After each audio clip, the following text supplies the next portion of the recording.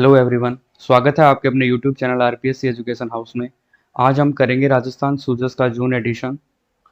इसके अंदर जो भी इम्पोर्टेंट फैक्ट है वो हमने पहले ही हाईलाइट कर लिए हैं ताकि हम कम समय में ज़्यादा से ज़्यादा जानकारी ले पाएँ।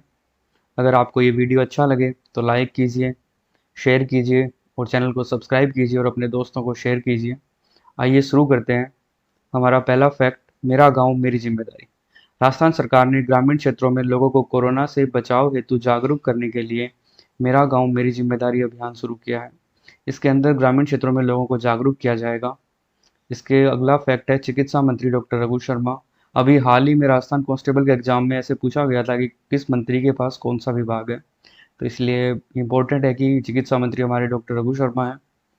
कोटपुतली से शुरू हुआ अभियान प्रदेश में मॉडल बना। जैसे कि आपको पता है कि कोरोना की प्रथम लहर में राजस्थान के भीलवाड़ा मॉडल और रामगंज मॉडल की तारीफ हुई थी। उसी तरह यह मेरा गांव मेरी जिम्मेदारी अभियान कोटपुतली से शुरू किया गया है। आइए देखते हैं, इसमें हमारे पुलिस महानिदेशक श्री एम एल लाठर जी हैं। इसके अलावा और इसके अंदर फैक्ट है, राजस्व मंत्री श्री हरीश चौधरी जी हैं और अल्पसंख्यक मामलात मंत्री श्री शाले मोहम्मद हैं। इसके अलावा घरेलू कनेक्शन में महिला मुखिया को मिलेगी वरीयता। राजस्थान सरकार द्वारा जल जीवन मिशन के तहत अगर ग्रामीण परिवारों में नल कनेक्शन लिया जाएगा और अगर नल कनेक्शन परिवार की महिला मुखिया के नाम से हो तो उसको प्रायोरिटी दी जाएगी। इसके लिए राजस्थान सरकार ने ग्राम जल एवं स्वच्छता समिति का निर्माण किया है, जिसके 50% सदस्य महिलाएं होंगी और शेष सदस्यों में 25% पंचायत के निर्वाचित सदस्य और बाकी बचे हुए 25% गांव के कमजोर वर्ग यानी कि SC ST के प्रतिनिधि होंगे। इसके अलावा हम देखते हैं कि इसमें और क्या क्या फैक्ट है। ब्लैक फंगस को म्यूको और माइकोसिस भी कहते हैं। इसके अलावा इसमें कृषि मंत्री लालचंद जी कटारिया, परिवहन मंत्री श्री प्रताप सिंह खचरियावास, ये आपको याद रखना है कि कौन से मंत्री के पास कौन सा विभाग है। इसके अलावा राजस्थान सरकार ने मुख्यमंत्री कोरोना बाल कल्याण योजना भी शुरू की है। इसके अंदर ये है कि कोविड-19 महामारी से अपने माता पिता को खो चुके अनाथ या एकल जीवित माता पिता को खोने वाले बेसहारा बच्चों को मुख्यमंत्री कोरोना बाल कल्याण योजना के तहत 1 लाख रुपए का एकमुश्त अनुदान तथा 18 वर्ष पूरे होने पर 2,500 रुपए की राशि दी जाएगी। अनाथ बालक बालिका के 18 वर्ष की उम्र पूरे होने पर 5 लाख रुपए एकमुश्त सहायता भी दी जाएगी। इस महामारी के कारण अपने पति को खो चुकी विधवा महिलाओं को राज्य सरकार द्वारा एकमुश्त 1 लाख रुपए की सहायता दी जाएगी। साथ ही ऐसी विधवाओं को प्रति माह 1,500 रुपए विधवा पेंशन भी दी जाएगी। इसमें एक एक्स्ट्रा फैक्ट है कि जीन सीक्वेंसिंग लैब की स्थापना हुई है जयपुर के SMS हॉस्पिटल में। ये राजस्थान का पहला जीन सीक्वेंसिंग लैब होगी। इसके अलावा इसमें जो भी फैक्ट है वो हम देखेंगे। ये इसमें दे रखा है कि राजस्थान में दूसरी लहर पे सरकार ने काबू पा लिया है और तीसरी लहर की तैयारी कर लिया है। हमारे लिए कोई इंपॉर्टेंट नहीं है। इंपॉर्टेंट है हमारे लिए घर घर औषधि योजना। राजस्थान के मुख्यमंत्री अशोक गहलोत ने वर्ष 2021-22 के बजट में घर घर औषधि योजना की घोषणा की थी। इस घोषणा के अनुसार राज्य में औषधीय पौधों के संरक्षण व नागरिकों के स्वास्थ्य रक्षण हेतु औषधीय पौधों का वितरण किया जाएगा। एक योजना शुरू हुई है जिसका नाम है घर घर औषधि योजना। इसके तहत 4 टाइप के पौधे यानी कि तुलसी, गिलोय, अश्वगंधा और कालमेघ, इन सब के पौधों का राजस्थान के हर परिवार में वितरण किया जाएगा। इसमें देखते हैं कि वन और पर्यावरण मंत्री हैं हमारे श्री सुखराम बिश्नोई और इस योजना का नोडल विभाग है वन एवं पर्यावरण विभाग, इसका नोडल विभाग होगा। इसमें देखते हैं कि और क्या है। इसके अंदर 2 चरण होंगे इस योजना के। पहला चरण होगा जुलाई में और दूसरा चरण होगा अक्टूबर में। इसके अलावा इसमें जो भी इम्पोर्टेंट फैक्ट है वो हम चेक करेंगे। अगर आपको वीडियो अच्छा लगे तो लाइक कीजिए, दोस्तों को शेयर भी कीजिए। ये पर्यावरण विशेषांक है तो इसमें जो भी बातें दे रखी हैं वो सब इन्वायरमेंट से रिलेटेड है। घर घर औषधि योजना वापस दे दी इसमें कि इसमें क्यों इसका उद्देश्य है, क्यों शुरू कर रहे हैं, क्यों ये सब 4 पौधे ही लिए गए और कोई पौधे क्यों नहीं लिए गए, इसके क्या फ़ायदे हैं, ये सब दिए गए हैं। इसके अलावा है इसमें भारत में बाघ संरक्षण। सबसे पहला फैक्ट हम देखते हैं कि सरिस्का में रणथंभौर से 28 जून 2008 को पहला टाइगर री इंट्रोडक्शन किया गया था। यह स्वतंत्र भारत का पहला टाइगर री इंट्रोडक्शन कार्यक्रम था। इसके बाद सरकार ने 19 अप्रैल 2005 को टाइगर टास्क फोर्स का गठन किया था। इसने अपनी रिपोर्ट पेश की थी, उस रिपोर्ट का नाम था जॉइनिंग द डॉट्स।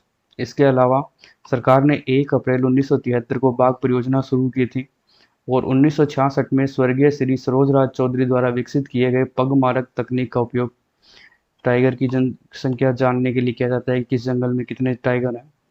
इसके अलावा इसमें एक ये फैक्ट है कि 2004-5 से पहले टाइगर रिजर्व शब्द का वन्य जीव संरक्षण अधिनियम 1972 में कोई उल्लेख नहीं था। कोर बफर अवधारणा प्रबंधन के लिए उपयोग किया जाता था, परंतु कानून में ऐसा मतलब कि 2005 से पहले टाइगर रिजर्व शब्द का कोई जो वन्य जीव संरक्षण अधिनियम है 1972 उसमें कोई उल्लेख नहीं था। लेकिन 2006 में इस टास्क फोर्स ने अपनी रिपोर्ट दी, उसके बाद इसके अंदर एक नया एडिशन जोड़ा गया 4B, जिसके अंतर्गत tiger reserve, core area, buffer area, tiger conservation foundation, tiger conservation plan, ये शब्द जोड़े गए। और इसमें जो उसने रिपोर्ट दी थी उसके बारे में दे रखा है। इसके बाद में हम देखते हैं इसमें हमारे लिए इम्पोर्टेंट क्या है। इंदिरा रसोई योजना, इसकी जो मोटो है वो है कोई भूखा न सोए, ये इसका ध्येय वाक्य है। ये किसी भी एग्जाम में पूछा जा सकता है। इसके अलावा इसमें चंबल बेसिन के बारे में दिखा रखा है कि देश का पहला राष्ट्रीय प्राणी उद्यान 36 में उत्तराखंड में स्थापित किया गया था। इसके अलावा इसके अंदर कुछ विख्यात राष्ट्रीय प्राणी पार्क भी दिखा रखे हैं, जैसे जम्मू कश्मीर का हैबिस, राजस्थान का मरुभूमि, उत्तराखंड का गंगोत्री, अरुणाचल प्रदेश का नमदाफा, सिक्किम का कंचनजंगा, छत्तीसगढ़ का गुरु घासीदास और इंद्रावती, गुजरात का गिर और पश्चिम बंगाल का सुंदरबन। घड़ियाल का वैज्ञानिक नाम गेवियलिस गेकेटिकस है। इसके अलावा इसमें जो इम्पोर्टेंट फैक्ट है वो ये है कि चंबल घड़ियाल अभ्यारण्य, इसको राजस्थान भारत सरकार द्वारा 30 सितंबर 1978 को राष्ट्रीय पार्क का दर्जा दिया गया था। इसके अलावा इसमें क्या क्या प्राणी पाए जाते हैं वो सब दे रखा है, जो हमारे इतने काम के नहीं है। इसके अलावा भैंसरोडगढ़ वन्य जीव अभ्यारण्य, भैंसरोडगढ़ वन्य जीव अभ्यारण्य राजस्थान के चित्तौड़गढ़ जिले में स्थित है। इसकी घोषणा 1983 में की गई थी। मुकुंदरा हिल राष्ट्रीय टाइगर पार्क, मुकुंदरा हिल्स को राष्ट्रीय पार्क का दर्जा 9 जनवरी 2012 को अधिसूचना जारी हुई थी और 10 अप्रैल 2013 को घोषणा कर दी गई थी। यह राजस्थान का तीसरा टाइगर रिजर्व है। पहला रणथंभौर सरिस्का, उसके बाद मुकुंदरा हिल्स और अभी लेटेस्ट में रामगढ़ विश्वदरी एक चौथा राजस्थान का टाइगर रिजर्व घोषित किया गया। इस मुकुंदरा हिल्स में गागरोन तोता पाया जाता है, जो एक विशेष प्रजाति का तोता है जिसकी कंठी लाल रंग की और पंख पर लाल रंग का धब्बा होता है। इसे हीरामन तोता या हिंदुओं का आकाश लोचन कहते हैं। माना जाता है कि प्राचीन काल में इस तोते का उपयोग जासूसी करने हेतु किया जाता था और इस हीरामन तोते को ही गागनोरी तोते को झालावाड़ जिले का शुभंकर घोषित किया गया। इसमें अगला दे रखा है जौहर सागर अभ्यारण्य। 1975 में जौहर सागर अभ्यारण्य की घोषणा की गई थी और 1980 में जौहर सागर अभ्यारण्य कुछ भाग को सम्मिलित कर राष्ट्रीय चंबल घड़ियाल अभ्यारण्य की घोषणा कर दी गई। अगला है रामगढ़ विषधारी वन्यजीव अभ्यारण्य। ये राजस्थान का चौथा टाइगर रिजर्व है। ये बूंदी में स्थित है और इसी रामगढ़ विषधारी वन्यजीव अभ्यारण्य में एक बाघ पाया गया था जिसका नाम था T62। इसके अलावा इसमें दे रखा है रणथंभौर राष्ट्रीय उद्यान। आज़ादी के बाद राजस्थान सरकार ने 7 नवंबर 1955 को इस अब को क्षेत्रफल वाले एरिया को अभ्यारण्य घोषित किया था और 1 नवंबर 1980 को रणथंभौर राष्ट्रीय उद्यान घोषित कर दिया। इसके अंदर कुछ तालाब भी पाए जाते हैं, जैसे कि पदम तालाब, राजबाग, मालिक तालाब, गिलाई सागर, मानसरोवर और लाहपुर जिले, जो किसी एग्जाम में पूछी जा सकती है। इसके अलावा अगला है चिपको आंदोलन के प्रणेता सुंदरलाल बहुगुणा। इनका अभी 21 मई 2021 को निधन हो गया था। इन्होंने हिमालय बचाओ अभियान में भाग लिया था। इसके अलावा इसमें दे रखा है घर घर औषधि योजना। इसके अंदर इम्पोर्टेंट फैक्ट थे वो हमने पढ़ लिए हैं। इसके अंदर और है कि वन विभाग के प्रधान मुख्य वन संरक्षक या अतिरिक्त प्रधान मुख्य वन संरक्षक इस योजना के राज्य स्तरीय नोडल अधिकारी होंगे। और ये क्वेश्चन पूछा जा सकता है कि घर घर औषधि योजना के तहत 5 वर्षों में कुल कितने पौधे वितरित किए जाएंगे। तो इसमें ये है कि इसमें जैसे कि आपको पता है कि इसके अंदर 4 प्रकार की औषधीय प्रजातियाँ तुलसी, गिलोय, अश्वगंधा और कालमेघ के 2-2 पौधे यानी कि कुल 8 पौधे थैलियों में दिए जाएंगे और प्रत्येक परिवार को 5 वर्ष में 3 बार ये उपलब्ध करवाए जाएंगे। इस प्रकार कुल 5 वर्षों में राज्य के सभी परिवारों को 8-8 यानी कि 24 पौधे उपलब्ध करवाए जाएंगे। ये किसी भी एग्जाम में पूछा जा सकता है कि इस योजना के तहत कुल कितने पौधे उपलब्ध करवाए जाएंगे। इसके अलावा इसमें पर्यावरण से जुड़े राजस्थान के राज्य प्रतीक के बारे में दे रखा है। हमारा राज्य पुष्प है रोहिड़ा। रोहिड़ा को वैज्ञानिक नाम टिकोमोला अंडुलेटा कहते हैं। इसे राजस्थान की मरुशोभा मरुस्थल के सांगवान और मारवाड़ टीक के नाम से जाना जाता है।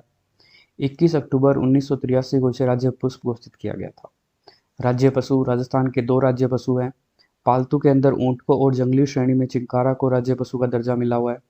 चिंकारा का वैज्ञानिक नाम गजेला बेनेटी है। इसे छोटा हिरण भी कहते हैं और इसे राज्य पशु की उपाधि 1981 में मिली थी और जयपुर का नाहरगढ़ अभ्यारण्य इसके लिए फेमस है। अब देखते हैं हम राज्य पशु ऊँट के बारे में, जिसे रेगिस्तान का जहाज कहा जाता है, और 19 सितंबर 2014 को इसकी घोषणा की गई थी। राज्य के बीकानेर जिले में भारत की एकमात्र ऊँटनी के दूध की डेयरी है, और सर्वाधिक ऊँट बाड़मेर में और सबसे कम प्रतापगढ़ में मिलते हैं। हमारे यहाँ पे राजस्थान में ऊँट की कुछ नस्लें हैं, जैसे कि गोमट, नाचना, जैसलमेरी, अलवरी, सिंधी, कच्ची और बीकानेरी। राजस्थान के लोक देवता पाबूजी को ऊँटों का देवता कहा जाता है, और राजस्थान में एक ऊँट पालने वाली जाति भी है जिसे रेबारी कहते हैं। ऊँटों की खाल पे एक कला विकसित की जाती है जिसको उस्ता कला कहते हैं, और ऊँट की खाल से बनाए जाने वाले ठंडे पानी के जलपत्रों को कुम्पी कहते हैं। और ऊँटों के बारे में बताया जाता है कि बीकानेर रियासत के राजा गंगा सिंह ने प्रथम विश्व युद्ध में गंगा रिसाला के नाम से ऊँटों की सेना बनाई थी, जिससे इंस्पायर होकर बीएसएफ में भी ऊँटों को शामिल किया गया है। राजस्थान का लोकप्रिय गीत गौरबंद, वह भी ऊँटों से संबंधित है, और ऊँट के नाक में डाले जाने वाली लकड़ी से बने आभूषण को गिरबान कहते हैं। आइए देखते हैं हमारा राज्य पक्षी गोडावण। गोडावण को ग्रेट इंडियन बस्टर्ड कहा जाता है। इसके अन्य नाम शर्मिला पक्षी, सोहन चिड़िया, हुकना या गुरियान है। उसे 1981 में राज्य पक्षी का दर्जा प्राप्त है। अब देखते हैं हमारे राज्य वृक्ष। राज्य वृक्ष खेजड़ी है। खेजड़ी को शमी का पेड़ भी कहा जाता है, जिसका वैज्ञानिक नाम प्रोसोपिस सिनेरिया है। इसे राजस्थान का क्लब वृक्ष कहते हैं। इसके अलावा पंजाब और हरियाणा में खेजड़ी को जंटी, तमिल भाषा में पे पे, कन्नड़ में बन्ना बन्नी, सिंधी भाषा में छोकड़ा, बिश्नोई में समी और स्थानीय भाषा में सिमलो कहा जाता है। और ये राज्य वृक्ष का दर्जा मिला था 31 अक्टूबर 1983 को। इसकी पत्तियों को लूम कहा जाता है, और विजयदशमी के दिन इसका पूजन किया जाता है। राजस्थान के लोक देवता गोगोजी और जुझार बाबा के मंदिर, जिन्हें थान कहते हैं, वो खेजड़ी के पेड़ के नीचे बनाए जाते हैं। 1730 ईस्वी में जोधपुर के खेजड़ली गांव में खेजड़ी के वृक्षों को बचाने के लिए अमृता देवी बिश्नोई के नेतृत्व में 363 महिला पुरुषों ने अपने प्राणों की आहुति दी थी। इसके उपलक्ष्य में प्रतिवर्ष भाद्रपद शुक्ल दशमी को खेजड़ली गांव में विश्व का एकमात्र वृक्ष मेला भरता है। 12 सितंबर 1978 से प्रतिवर्ष इस दिन को खेजड़ी दिवस के रूप में मनाया जाता है। इसके अलावा इसके अंदर कुछ वन्य पर्यावरण संरक्षण यानी कि इन्वायरमेंट से संबंधित कुछ दिवस भी दे रखे हैं, जो हमारे लिए इम्पोर्टेंट है। 2 फरवरी को मनाया जाता है विश्व नम भूमि दिवस। 21 मार्च को मनाया जाता है विश्व वानिकी दिवस। 22 मार्च को मनाया जाता है विश्व जल दिवस। 18 अप्रैल को मनाया जाता है विश्व विरासत दिवस। 22 अप्रैल को विश्व पृथ्वी दिवस। 3 मई को विश्व ऊर्जा दिवस। 5 जून को विश्व पर्यावरण दिवस। 17 जून को विश्व मरुस्थल नियंत्रण दिवस। इसके अलावा जुलाई और अगस्त के महीने में वर्षा पर निर्भर होने के कारण राजस्थान में वन महोत्सव मनाया जाता है। 11 जुलाई को विश्व जनसंख्या दिवस। 16 सितंबर को विश्व ओजोन दिवस, और 2 से 8 अक्टूबर तक वन्य जीव सप्ताह मनाया जाता है। 4 अक्टूबर को विश्व प्राणी कल्याण दिवस। 6 अक्टूबर को विश्व हैबिटेट दिवस। 3 दिसंबर को राष्ट्रीय पर्यावरण संरक्षण दिवस। 14 दिसंबर को ऊर्जा संरक्षण दिवस। 19 दिसंबर को विश्व जैव विविधता दिवस। श्रावण कृष्ण अमावस्या को हरियाली अमावस्या कहते हैं, और श्रावण मास के प्रत्येक सोमवार को वन सोमवार कहते हैं। इस प्रकार हमने ये सब देखा। इसके बाद है हर घर नल कनेक्शन, जिसके बारे में हम पहले ही पढ़ चुके हैं। इसके अंदर बताया गया है कि जल जीवन मिशन के तहत प्रदेश के ग्रामीण क्षेत्रों में हर घर नल कनेक्शन के लक्ष्य को 2024 तक पूर्ण करना राज्य सरकार की प्राथमिकता है। और ये समिति के बारे में दे रखा है, जो कि हम पहले ही पढ़ चुके हैं, कि मतलब 25% कौन से होंगे, 50 कौन से होंगे, 25% कौन से होंगे। इसके बारे में हम पहले ही देख चुके हैं। उसके बाद हम देखते हैं महिला सशक्तिकरण के बारे में। इसके बाद दे रखा है ये राजस्थान के पूर्व मुख्यमंत्री जगन्नाथ जी पाड़िया के बारे में। जगन्नाथ जी पाड़िया राजस्थान के पूर्व मुख्यमंत्री के साथ बिहार व हरियाणा के पूरे राज्यपाल भी रह चुके हैं। सब क्वेश्चन आ सकता है कि राजस्थान के ऐसे कौन से मुख्यमंत्री थे जो बिहार और हरियाणा के राज्यपाल भी थे। वो थे जगन्नाथ जी पाड़िया। इनका कार्यकाल सिर्फ 13 महीने का था, जो कि 6 जून 1980 से 14 जुलाई 1981 तक था। और ये राजस्थान के एकमात्र ऐसे मुख्यमंत्री थे जिन्होंने अपने कार्यकाल में प्रदेश में शराबबंदी लागू की थी। इसके अलावा ये लोकसभा सदस्य भी रहे हैं, राज्यसभा सदस्य भी रहे हैं, केंद्रीय राज्य मंत्री और उपमंत्री भी रहे हैं, और राजस्थान की 7वीं, 8वीं, 9वीं और 12वीं विधानसभा के सदस्य भी रहे हैं। ये सब जगन्नाथ जी पाड़िया के बारे में था। इसके अलावा हम देखते हैं पंचवटी और मरु पंचवटी। राजस्थान सरकार ने एक योजना शुरू की है जिसके अंदर पंचवटी कहते हैं पीपल, बरगद, बेल, पत्र, आंवला और अशोक, इनके पेड़ों को पंचवटी कहते हैं। और इसी की तर्ज पे शुष्क क्षेत्र में यानी कि राजस्थान जैसे इलाके में एक मरु पंचवटी भी बनाई जाएगी, जिसके अंदर होंगी खेजड़ी, बोरडी, रोहिड़ा, जाल और गुंदी। इसमें ये पूछा जा सकता है कि पंचवटी किन 5 पौधों को मिला के बनता है, तो वो बनती है पीपल, बरगद, बेलपत्र, आंवला और अशोक। और मरु पंचवटी बनती है खेजड़ी, बोरडी, रोहिड़ा, जाल और गुंदी के वृक्षों को। इसमें यही इम्पोर्टेंट था। इसके अलावा राजस्थान सरकार ने कोविड महामारी से उत्पन्न विषम परिस्थितियों के चलते आर्थिक समस्या का सामना कर रहे प्रदेश के कलाकारों को संबल देने के लिए 5,000 रुपये की एकमुश्त सहायता देने का निर्णय किया गया है। इसके लिए राजस्थान सरकार ने बजट में 15 करोड़ रुपए का प्रावधान भी रखा है। इसके अलावा हम देखते हैं राजीव गांधी खेल रत्न पुरस्कार। इसमें राजीव गांधी खेल रत्न पुरस्कार के बारे में पूरी डिटेल से दे रखा है। सबसे पहले ये कि भारत सरकार का खेल मंत्रालय इसको देता है, और खेल मंत्रालय द्वारा हर वर्ष 7 प्रतिष्ठित सम्मान दिए जाते हैं, जिसके अंदर राजीव गांधी खेल रत्न पुरस्कार, अर्जुन पुरस्कार, द्रोणाचार्य पुरस्कार, ध्यानचंद पुरस्कार, तेनजिंग नोरगे पुरस्कार, राष्ट्रीय खेल प्रोत्साहन पुरस्कार और मौलाना अब्दुल कलाम आज़ाद, ये 7 प्रतिष्ठित सम्मान है वो खेल मंत्रालय देता है, जिसके अंदर सर्वश्रेष्ठ खिलाड़ी को राजीव गांधी खेल रत्न पुरस्कार दिया जाता है। इसकी स्थापना 1991 से 92 के अंदर हुई है, और अब तक 43 खिलाड़ियों को ये अवार्ड मिल चुका है, और सबसे ज़्यादा अवार्ड मिले हैं निशानेबाजी में 8 को। अब हम देखते हैं कि 43 खिलाड़ी कौन कौन से थे। सबसे पहले देखते हैं विश्वनाथ आनंद।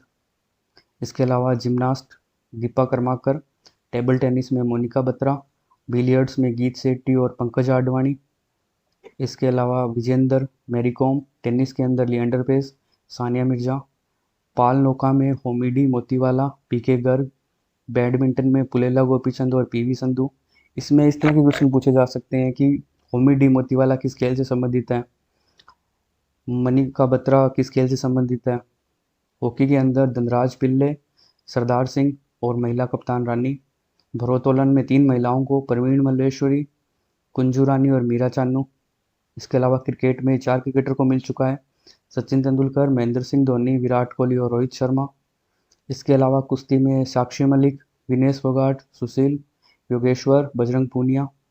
एथलेटिक्स के अंदर देवेंद्र, मरियन, और पैरा एथलेटिक्स के अंदर दिया मलिक, ज्योति में सिकंदर, अंजू बॉबी जॉर्ज और वीना मोल।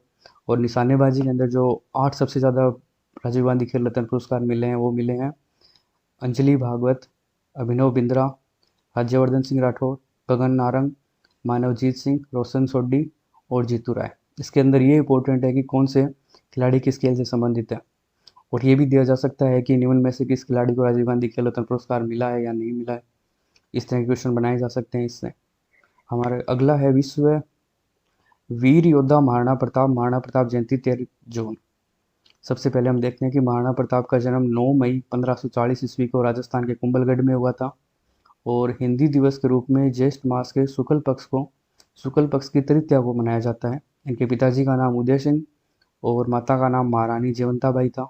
इनको बचपन में किक्का कहा जाता था, और इनकी मृत्यु 29 जनवरी 1597 को इनकी राजधानी चाउंड में हुई थी।